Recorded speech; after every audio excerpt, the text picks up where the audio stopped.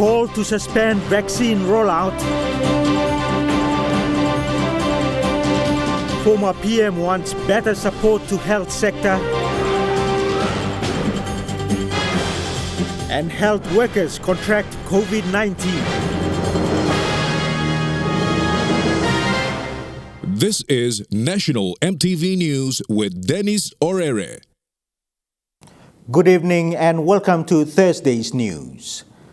10 healthcare workers of the Madang Provincial Hospital are in isolation after testing positive for COVID-19. CEO Fidelis Waimpa said the staff are sick and this has affected the hospital's operation. The Madang Provincial Hospital is scaling down its services at the emergency department in response to the number of workers testing positive with coronavirus. CEO Fidelis Waimpa says they will be cutting down on district referrals and will only take in severe cases. Our emergency department will now be scaled down and we'll be looking at only severe or critical emergency cases will be coming in. Any district referrals will be referred back to the district or the referring facility. So we will be cutting down on district referrals. All elective cases will be scaled down or put to a halt until the pandemic situation in the hospital is rectified. The hospital is also under enormous stress to run its operation as most of its staff are in isolation. And out of the 10, let me say 5 of them are account staff, and that is a majority of the accounts unit. That actually put us in a big situation, a strength that without accounts, the organization will not function. So that is a big challenge to us. So how do we deal with it? We are looking at possibilities of quarantining the account section so we can allow, bit of a transaction to happen together for some of the services. Otherwise, all these operations will come to a halt. The CEO says it is important that healthcare workers must protect themselves in order to protect patients and the general public who seek treatment at the hospital. And it is very, very important that our public, our people coming in for specialized care must protect themselves in order to protect us, our health workers from infection. If our health workers are infected, you will find that we will scale down services. And that is necessary for us to do that because we don't want all the health workers to be infected and get isolated for the next 14 days. What happens is all of them get isolated. Nobody's at work. Director of Public Health Dr. Martin Diamond urged the people of Madang to adhere to preventative measures, including the 13 orders issued by the National Controller. But my concern is those preventative measures have to be adhered to, followed by everyone to prevent human-to-human transmission so that we have less number of cases going into the hospital and our healthcare workers, limited healthcare workers, will be protected to continue the service. Board Chairman of the Madang Provincial Health Authority, Dr. Charles Kalana, says the hospital is scaling down to protect its frontline workers. Dr. Kalana appealed to the people of Madang to look after themselves. So when we scale down, we ask everyone in the province to take care of themselves. We all have the new norm. Martha Lewis, National EMTV News, Madang. Madang Province has no isolation center at the moment to cater for positive COVID-19 patients. The CEO of the Madang Provincial Hospital, Fidelis Waimpa, says the Yagaung Lutheran Hospital, planned to be used as an isolation facility, is still under construction. Waimpa explains for now they are encouraging home isolation for COVID-19 patients with mild symptoms. Yagaung Lutheran Hospital was proposed as an isolation center for people testing positive with COVID-19, but for now it cannot be used as it is undergoing construction. The COVID-19 technical committee team still needs to do fencing and connect water supply. It is near completion. We are looking at the fencing and a little bit of a water supply. that actually places us in a position which we cannot isolate everyone. CEO of the Madang Provincial Hospital, Fidelis Waipa, says only clinically ill patients will be referred to Yagaon. The isolation facility, once opened, will only house 6 patients with severe complications. Those only clinically severe ill patients, that is why we will be looking at referring them up to Yagaon. The intensive care unit ward in the provincial hospital will cater for any patients that might go to the hospital in the coming days as the number of positive cases surge in Madang. The ICU wards will be used for the time being whilst waiting for the completion of the Yagaon isolation. Meanwhile, the refurbished building at the back of the hospital premises cannot be used as an isolation center as previously been alluded to. This is because the proximity of the building to the hospital is a risk to the staff, healthcare workers, and the general public in Madang. It's within the hospital environment, and quarantine or isolation would be a danger to our hospital environment. It is just a few meters away from the hospital. Mathalubis National EMTV News, Madang. The Madang Provincial Health Authority will be ordering 500 of the AstraZeneca vaccines for its healthcare workers. Fidelis Waipa says there are concerns over the vaccines currently. However, the 500 AstraZeneca vaccines that will be ordered will be available to those who want to get vaccinated. So we'll be looking at ordering 500 in for a province. And out of the 500, it is the individual choice to make whether to get a vaccine or not. Let me make this very clear. I'm not imposing on anyone. I am putting it up, I'm getting them in, and those who feel like getting it, please come forward and we will give you the vaccine. Vaccine is good. It builds up your immunity. It actually strengthens your immune system in the body. So it is good to get vaccine. There are issues surrounding the social media on the pros and the cons, disadvantages. So I am also appealing to our nationally owned scientists here in the IMR to come up here to tell us the issues or the evidence of what the efficacy, we put it that way, efficacy of the vaccine itself, so that it gives hope, it gives that confidence to our general public so that they can come forward. Those frontline health workers must come forward to receive the vaccine in order to protect themselves while working with the population. Severe COVID-19 positive patients in Western Highlands Province are disobeying the health professionals' advice to self-isolate at home. Senior doctors and nurses of the Mount Hagen General Hospital are disappointed that people are taking COVID-19 lightly and are not following the prevention measures. Vasinata Yama with this report. Due to the limited number of beds available at the COVID-19 isolation center in Mount Hagen, those who tested positive with mild to moderate symptoms of COVID-19 were sent home to self-isolate.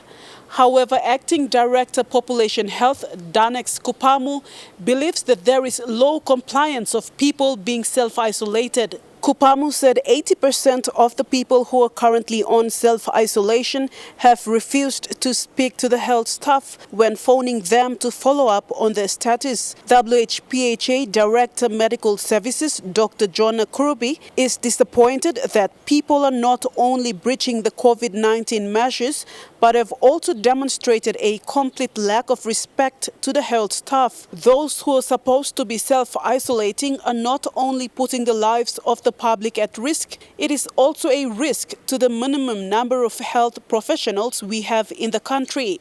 Contact tracing from some of the health staff who have contracted COVID-19 in the province indicated that they contracted the virus through community transmission. The Provincial Health Authority is urging the public to adhere to instructions and measures to minimize the spread of COVID-19. Vasanatha Yama, National EMTV News, Mount Hagen. You're watching National EMTV News. More stories after the break. Stay with us.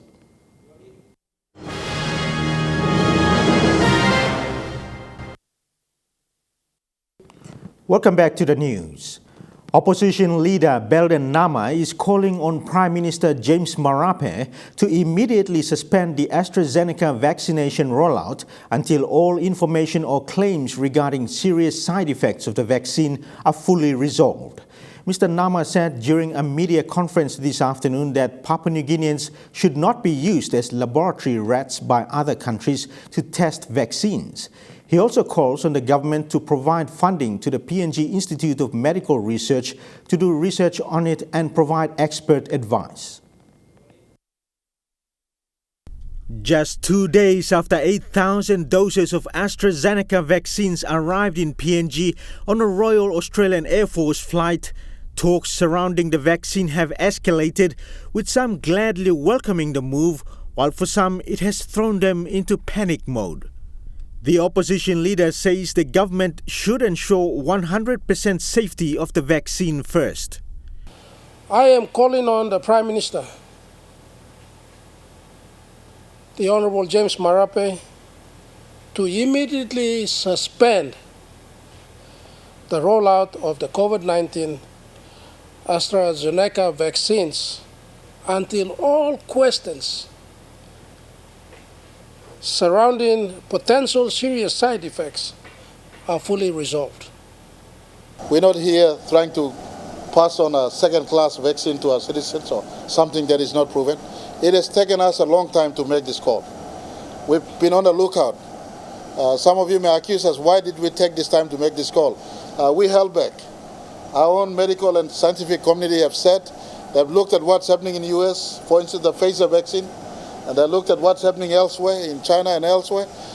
We looked at what was happening in Australia. We held back until we're absolutely certain that for PNG, this is the vaccine that is best, can be taken in and available for us to use. Mr. Nama says there is conflicting information from doctors and scientists in PNG and abroad on COVID-19 vaccination, in which he says the government has failed to adequately fund and support the PNG Institute of Medical Research to enable thorough research into the issue. This is what I have been calling upon the government to do ever since the declaration of COVID-19 pandemic in March 2020. I have been calling on the government to give sufficient funding to PNG IMR, PNG Institute of Medical Research, to do this investigation and research. That is their job. I have never heard of any sufficient funding to Papua New Guinea Institute of Medical Research. That is their duty and responsibility.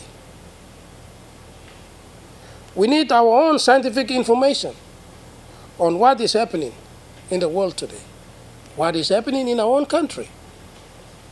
Prime Minister James Marape stated on Tuesday that although vaccination will be voluntary for Papua New Guineans, law and order agencies will be out in full force to ensure those tested positive for COVID-19 are strictly isolated. For those of you who don't want to take vaccine, and if you feel you're a superhuman being, we will have the isolation strategy that police will deploy and use. And if you found to be COVID positive, your freedom for 2 or 3 weeks can be lost. We will pick you up, we lock you away. That's the sort of way we're trying to move in to ensure that we stop COVID-19 from spreading. And this was the opposition leader's response to it. Irresponsible by the Prime Minister of this country. And one of the irresponsible statements that he made also is really bad, considering the office that he owns. The office of the Prime Minister belongs to the more than 8 million people of this country. For Prime Minister to say that, oh, I will take the vaccine, and if anything happened to me, if it's bad, then don't take it. If I'm okay, then you guys take it. That's a very loose statement coming from a prime minister. You cannot make such statement. And you cannot tell people that, oh, if you have contracted COVID-19, I'm going to use the full force of the law to get you. You are breaching that's human, going against the human rights.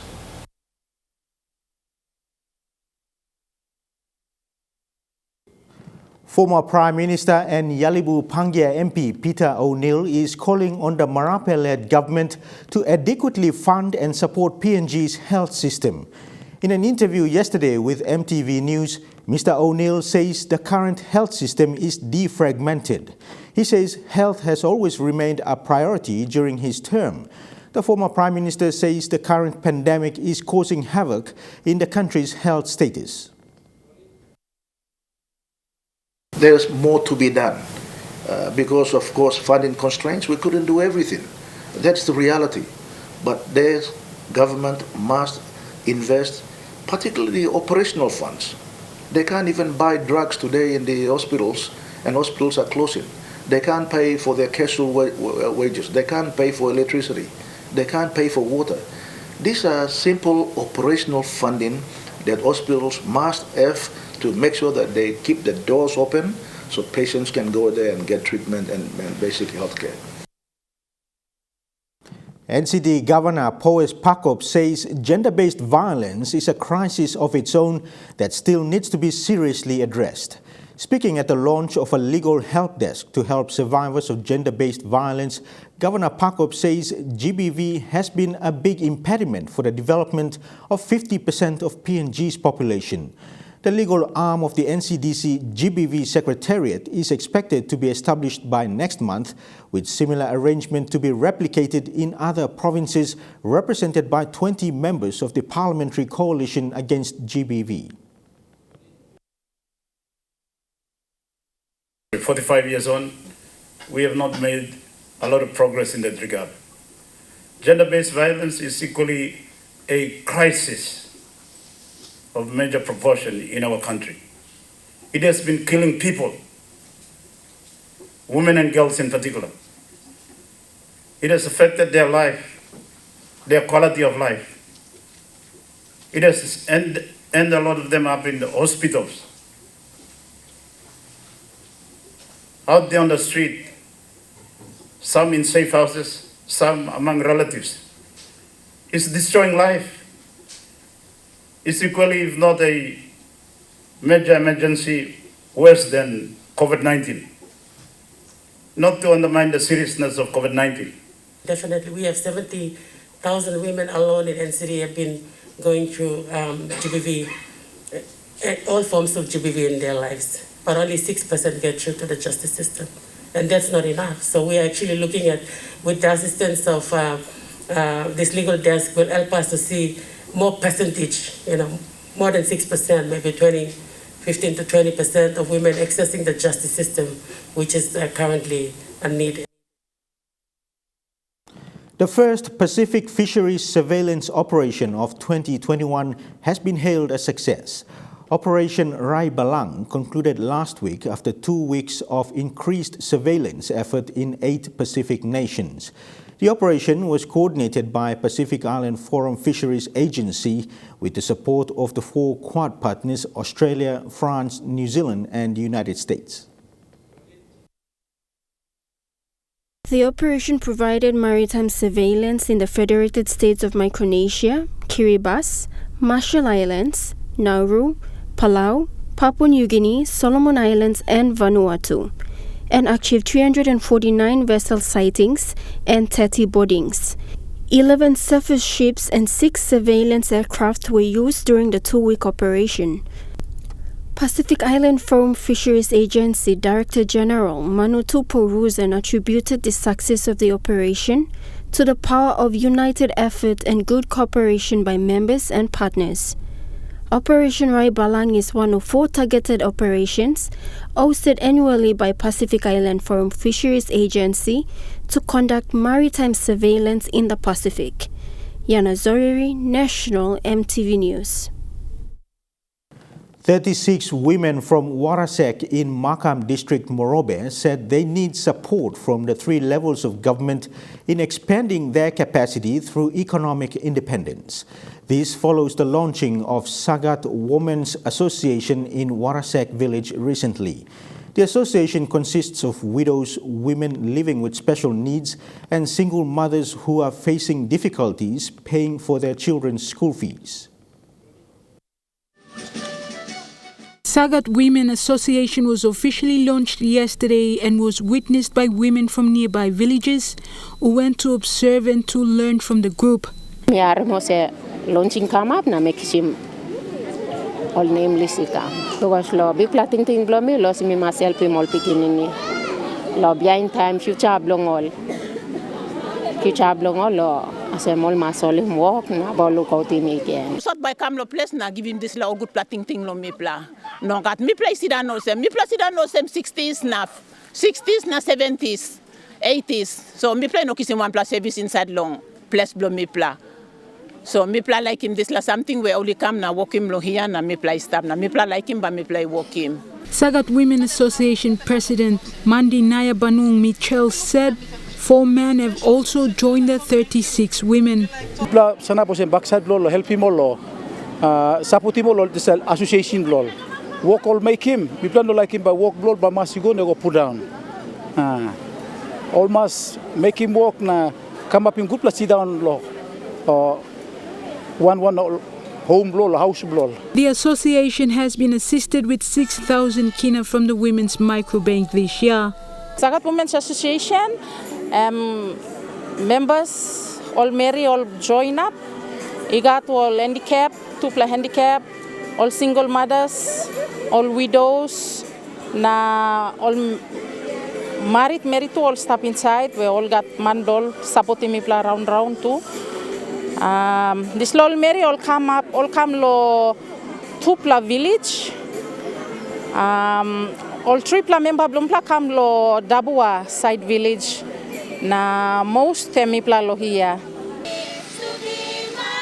Sagat Women Association was established in 2018. It was initiated by Mandi Naya Banung and a small sister through a literacy class that began in 2015. The Naya Banung sisters then decided to form an association. that would help the women sustain their family. Fama Wari is one of the women who registered with the association. She is a person living with special needs who always have hope to prosper in life. No good prarek na and blongina work garden. Na may wasim an banem something plo an tasor. Na mi lukimosem man lusim mama one time all pikinini big la heavy stress problem lo school fee sad be help him lo work money lo ban school fee work him house slakai. Osem now mi sabo semi go na time this la Mandi em bin kam na talking mi pla lo this la association now. Osem mi arim na mi kam joining now na mi pla come up in this la association. Me like talk of them. Time lo make him walk lo pot must be and finish. Now me pla like look him osem. Some lo benefit lo must be must capside come inside long all ass place line. Now me pla like look him benefit but all this money work lo capside come inside lo country lo mi pla. This the money must come down, long line start lo place. So in one powerful association where you forming long now, where if I got look savelo you. Answer Blodisla, you want Women's Association. So now inside the world, inside the Papua New Guinea, you got UN Women. And one powerful organization where that looks lo like empowering Mary because only Savi or same time Mary and change community by change now country too and by saints. The Community Development Division and Commerce from the Morobe Provincial Government were also present during the launching yesterday. Also the English or call him conduit and on the road make him send come up inside the community. Plant here Papua New Guinea or look him send through the association. Find him time on executive, most run, leader Mary, find him time, look come around. no kan sindal lo hiya, no kan panim, o istabli hata sol panim road lo kamosem lo kimi plan office pemi plaken panis sa road lo supportim na muhim sa work premi forward. Compliance, this la compliance supposed you know, meeting requirement lo compliance belong registration by all the registering you, by all the registering you. I'm number one something. Kind of some all annual returns you must come back law office. Lo one and work you make him law inside long all association members play you. Julie Badui, OWA, National EMTV News. And now looking at the Nest Fund market report, the Kina opened unchanged at $0.2850 in the interbank market this morning. At Bank South Pacific, your Kina will buy $0.2775 $0.3589 Australian dollars, $0.3923 New Zealand dollars, and 29.51 Japanese yen. Looking at commodity prices at New York close, gold is trading lower. Coffee and cocoa closed lower, copra closed higher. Palm oil closed lower, crude oil is trading lower, and copper closed higher. And on the stock market, the Dow Jones closed lower, the ASX 200 is trading higher, and the All Ordinaries is trading higher. More stories after the break. Don't go away.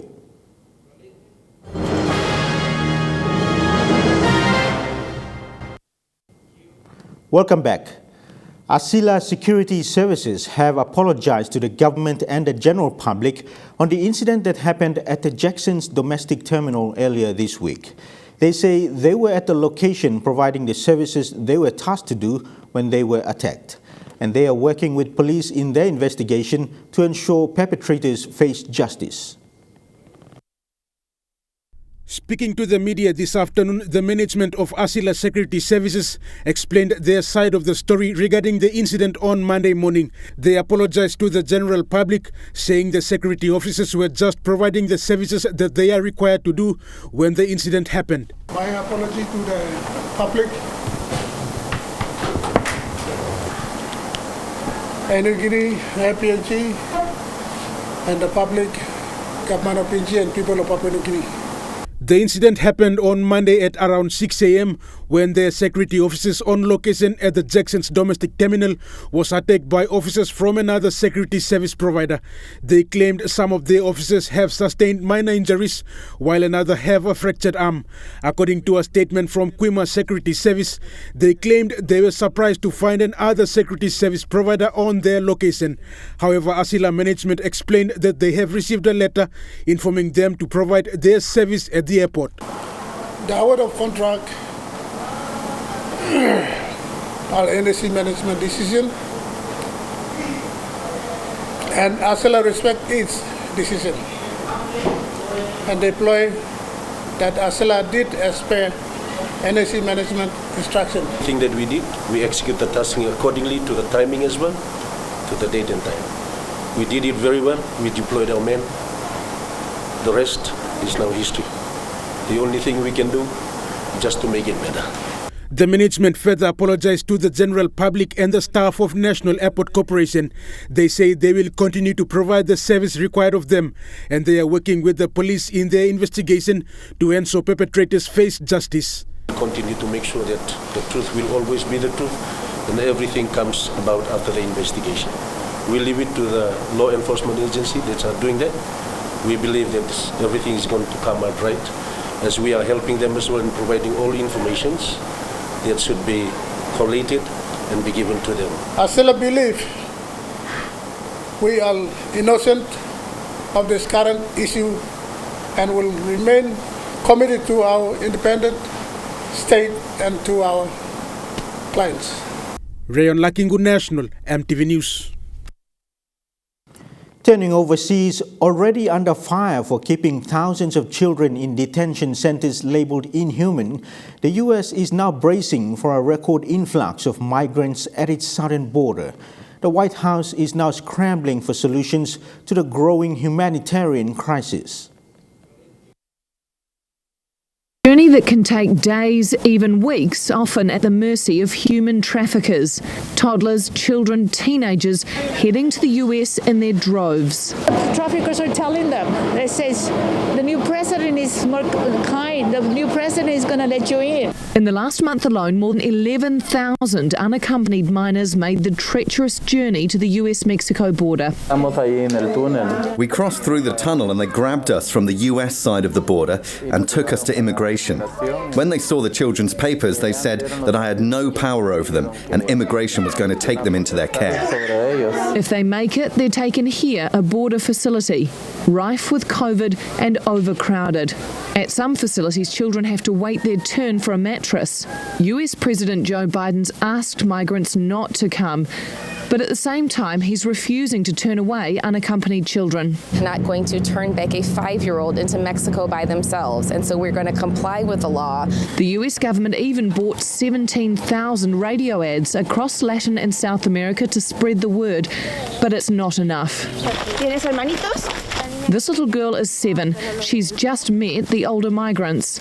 She says after 22 days travelling across Mexico, her father didn't have enough money to make the crossing with her. After 4 years of Trump's wall mentality, these migrants hope President Biden is opening a door.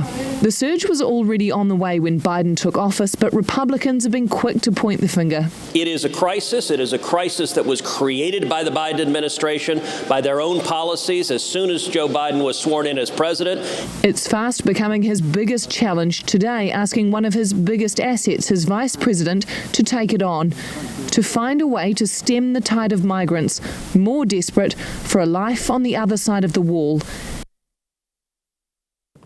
Trukai Sports is next. All the details after the break. Stay with us.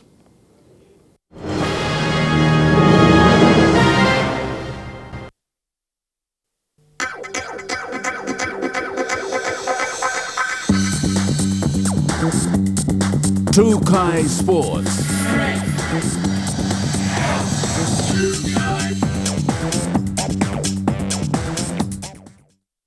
Welcome to Trukai Sports. Cricket PNG today announced the resignation of national coach and high-performance manager Joseph Dawes. Joe Dawes has been the head coach for the last 3 years. After a successful tenure in charge of Papua New Guinea's national cricket teams over the last 3 years and the development of the high-performance department, Joseph Dawes has resigned from duties under Cricket PNG. Dawes has led a highly successful period for Cricket PNG with the Barramundis, PNG's national men's cricket team, qualifying for their inaugural ICC T20 World Cup later this year in India, regaining one-day international status and competing in the Cricket World Cup League 2 50-over competition through to 2023. His tenure also saw the Lewas, the women's national cricket team, on the verge of qualification for their own World Cup debut. Dawes explained in a statement saying it is time to spend more time at home after 10 years of travelling the world through cricket.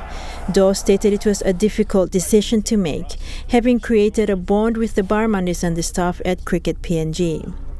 The outgoing national coach has expressed he is proud of what the players have achieved under his tenure, both on and off the field, and believes the national teams can only grow from here. Adding in the statement, the World Cup later this year will be a difficult one to watch.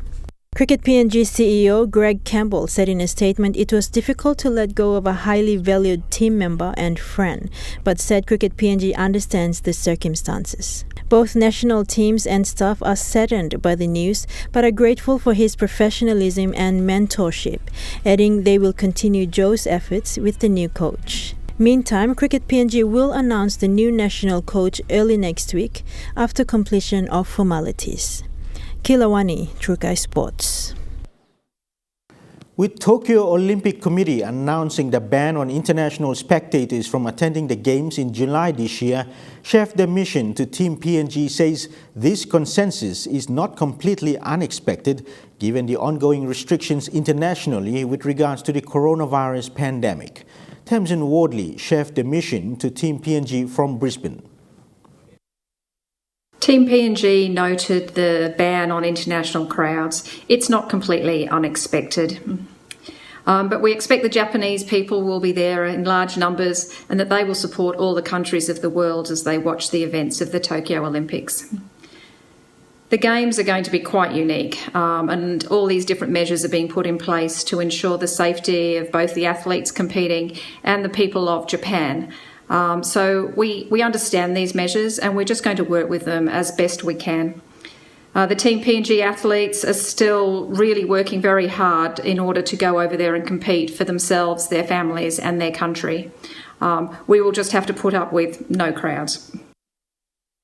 SB PNG Hunters assistant coach Paul Aiton has seen encouraging signs from the players as the squad gets their 2021 campaign underway. Speaking to the Queensland Rugby League media unit, Aiton believes that the team has settled in well on and off the field with more positive performances to follow. It was for some team in Papua New Guinea. Paul Aiton has settled into his new role as the assistant coach to the SB PNG Hunters, getting a chance to see the squad in training and to assess the team's performance after the first match last weekend. The former PNG international, who donned the Kumul jersey a total of 16 times, has embraced the opportunity to contribute to the Hunters' progress this season. Extremely proud. The coach has had his chat earlier and we're all feeling the same. The effort that they've gone to after such big sacrifice and 30 odd days in isolation is remarkable. Aiton has been impressed with the players' positive attitude in training, with the Hunters having spent a combined 31 days in COVID quarantine while moving from PNG to Queensland.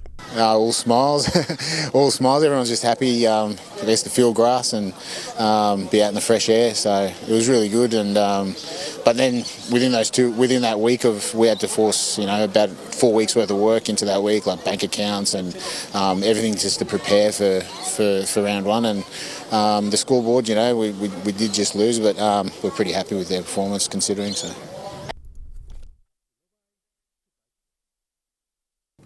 Trukai Sports continues with more after the break. Stay tuned.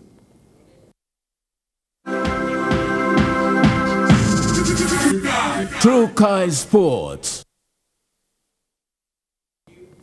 Welcome back to Trukai Sports. To rugby abroad, now the inclusion of Pacific Island teams in Super Rugby is steps closer after World Rugby Today confirmed it's injecting $70 million over the years to support the establishment of 2 new teams. Funding package to support Moana Pacifica and Fijian Drua could help see them join the expanded super competition as early as 2022. Some describing the boost as vital. Obviously always been kind of the biggest concern or the gap in getting a team into Super Rugby, which is expensive anyway, as we know, but certainly always kind of been a bit of a hindrance for the Pacific Island teams as such, or the franchises. In this case, Moana Pacifica and Drua, but it's getting closer, I can assure you that. The main condition for the teams receiving the Super Rugby tick of approval will rest on their financial sustainability overall. The Olympic torch has been lit. Its 121 days of journey began today in Japan's Fukushima city. ABC with more. But there will be a lot of athletes around the world at the moment watching this, eagerly anticipating the start of the Games and hoping that the Games do start as planned, because just so many unknowns still with the pandemic raging across many parts of the world and resurgent, in fact, in some parts of the world. So this is 100. It's not starting at a very fast pace there, but this 121-day journey will go through all of Japan's 47 prefectures and involve 10,000 runners. And our correspondent Jake Sturmer is there in Fukushima for the start of this, and he spoke to one of the runners, Reina Arakawa. She's a 17-year-old forced to flee when radiation from the destroyed Fukushima nuclear plant spread through her hometown of Hirono. She'll never forget watching the tsunami roll in from a bridge and local train station. but she's going to be running with the Olympic flame at almost the same spot she watched the tsunami roll in, and she says, I want to show my appreciation to the people who've supported us since the disaster, and I can show off how Hiranol looks now. The reconstruction is not complete, but I think Hiranol has recovered a lot. And so, yeah, that's part of the symbolism of today, with this torch relay finally getting underway and starting in Fukushima, that was devastated by that triple disaster of this earthquake, tsunami, and then the nuclear failure. So fingers crossed the Games will get underway as planned in a couple of months' time. The weather report for the next 24 hours after these messages. Stay with us.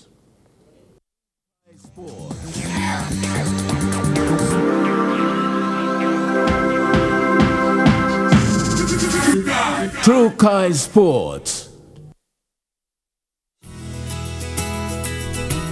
This weather update is proudly brought to you by MoneyPlus, with you always.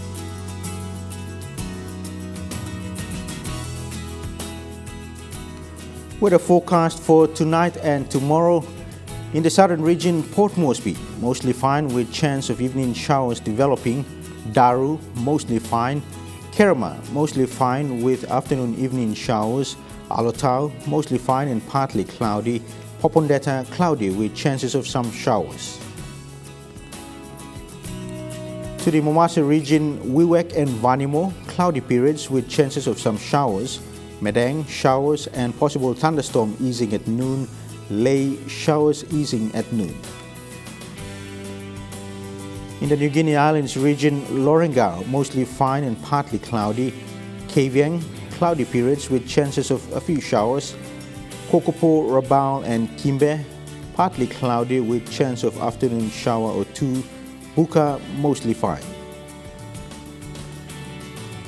In the Highlands region, all centers are expected to have become cloudy with showers developing.